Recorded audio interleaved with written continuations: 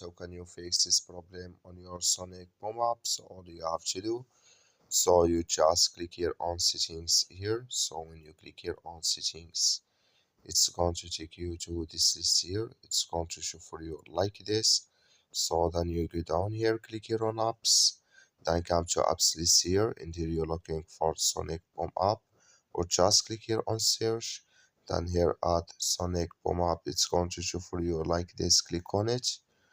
So then it's going to take you to this list here. Click on first stop, then you click on OK, then you go down here, just click on storage, come to storage list here, just click here on clear cache.